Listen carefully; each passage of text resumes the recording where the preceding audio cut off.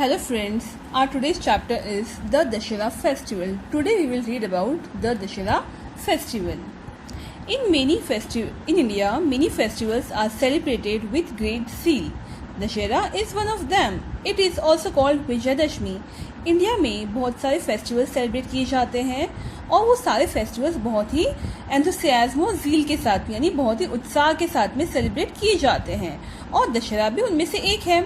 दशहरा को हम विजयदशमी भी कहते हैं। According to Hindu calendar, Dussehra occurs on the Ashwin Shukla Dashami, यानी हिंदू कैलेंडर के हिसाब से दशहरा कब आता है? दशहरा जो है वो अश्विन शुक्ल दशमी को मनाया जाता है। On this day, Lord Ram got victory over Ravan, the king of Lanka. और इसी दिन लॉर्ड राम यानी भगवान राम ने रावण को हराकर लंका पे विजय प्राप्त की थी। He kidnapped Ram's wife Sita and took her to Lanka. This led to a fierce battle between Ram and Ravan, which ended with the defeat of Ravan and his army. Dussehra is celebrated in the honor of Ram's victory.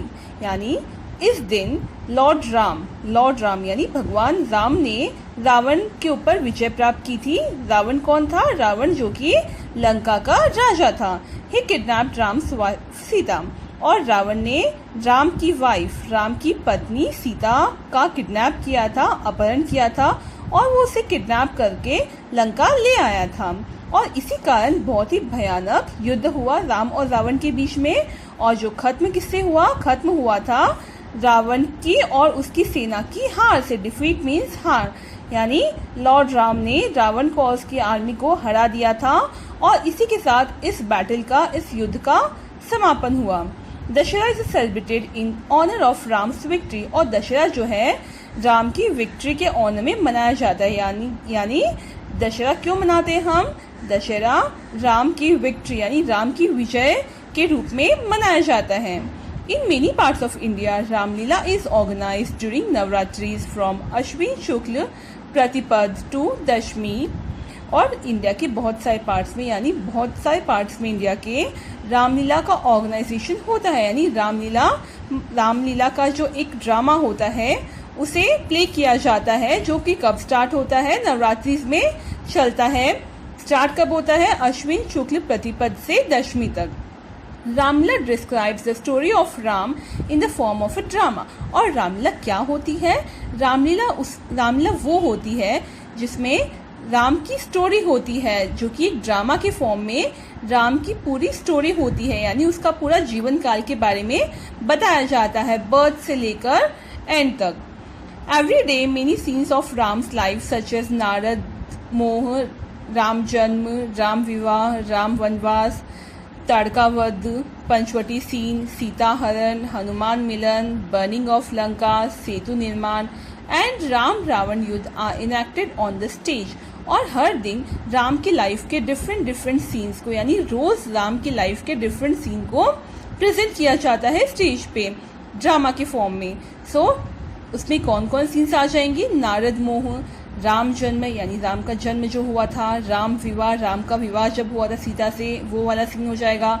Ram वनवास, राम को वनवास भेजा गया था। ताड़का वध, राम ने ताड़का का वध किया था। पंचवटी का जो सीन था जहाँ पे वो वनवास के टाइम रहे थे, वो सीन आ जाएगा। सीता हरण, सीता का हरण कैसे किया रावण ने। हनुमान मिलन, हनुमान से राम कैसे मिले। बर्निंग ऑफ लंका, कैसे हनुमान ने रावण की लंका में आग लगा दी थी। सेतु निर्माण, सेतु कैसे निर्माण किया था उन्होंने उस समुद्र पे। एंड राम रावण युद्ध, और राम और रावण के युद्ध को इन सारे सीन्स को स्टेज पे शो किया जाता है, स्टेज पे बताया जाता है इन सारे सीन को।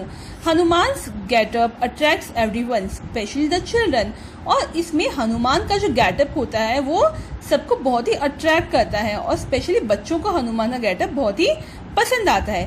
क्यों पसंद आता है? क्योंकि उनकी पूंछ होती है और पूंछ बच्चों को बहुत ज़्यादा अच्छी लगती है, इसलिए हनुमान का गेटअप जो है बच्चों को बहुत ही ज़्यादा पसंद आता है। On the 10th day, large effigies of Ravan, his son Meghnad, and his brother Kumbhakarna are erected on a big ground. और 10th डे यानी दशहरा वाले दिन लार्ज एफिगीज मतलब पुतले, रावण के बहुत बड़े बड़े पुतले बनाए जाते हैं। उसके बेटे मेघनाथ, उसका सन यानी बेटा जो था मेघनाथ और उसका भाई कुंभकर्ण के बड़े बड़े लार्ज एफिगीज यानी बड़े बड़े पुतले बनाए जाते हैं और ग्राउंड पे खड़े यानी उन्हें खड़े किए जाते हैं जमीन पे। These effigies are stuffed with fire crackers, और इन पुतलों को फायर क्रैकर्स इट मीन्स पटाखों के साथ भरा जाता है। In the evening people begin to assemble to see Ravana dahan and fireworks, और शाम के वक्त लोग जो है इकट्ठा होते हैं रावण दहन और फायरवर्क्स उन पटाखों को देखने के लिए। Fairs are organised at various places on this auspicious occasion, और इस दिन बहुत सारे फेयर्स मीन्स मेले जो है ऑर्गेनाइज किए जाते हैं। Children enjoy themselves in many ways, और बच्चे जो है बहुत सारी तरीकों से एंजॉय करते हैं। They play the roles of various characters like Ram, Hanuman and rakshasas using handmade paper arms and mask, और बच्चे जो है एंजॉय करते हैं बहुत ज़्यादा ऐसे फेयर्स में। वो कैसे एंजॉय करते हैं, वो प्ले करते हैं रोल किस किस का, कभी राम का, कोई रावण का, राम का, हनुमान का, राक्षसों का, इस तरह से वो उनके वेरियस कैरेक्टर्स के हैंडमेड पेपर आर्म्स और मास्क जो है फेसेस पे लगाकर एंजॉय करते हैं। At sunset Ram and Lakshman come in a chariot with Vanarsena, Ram shoots arrow at the effigies, और शाम के वक्त जब सूर्यास्त हो जाता है तब राम लक्ष्मण के साथ में अपने रथ में बैठकर आता है अपनी वानर सेना के साथ में, और वो शूट करता है उस एफिगी यानी कि जो पुतले होते हैं रावण, मेघनाथ और कुंभकर्ण के पुतलों को धनुष से तीर चलाते हैं, अपने धनुष बाण से तीर छोड़ते हैं उन पुतलों पर।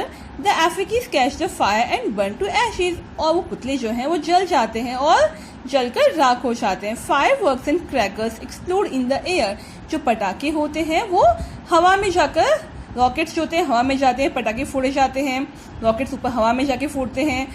People in some areas of Rajasthan go to greet each other. Dashera is a symbol of victory of good over evil. और हमारे राजस्थान के कुछ एरियाज में लोग जो हैं एक दूसरे को विश करने के लिए यानी एक दूसरे को दशहरा की बधाइयाँ देने के लिए घर पे भी जाते हैं। और दशहरा क्या है, दशहरा एक सिंबल ऑफ विक्ट्री यानी victory of good over evil यानी अच्छाई की बुराई पे विजय का प्रतीक है। सो ये था हमारे दशहरा फेस्टिवल के बारे में।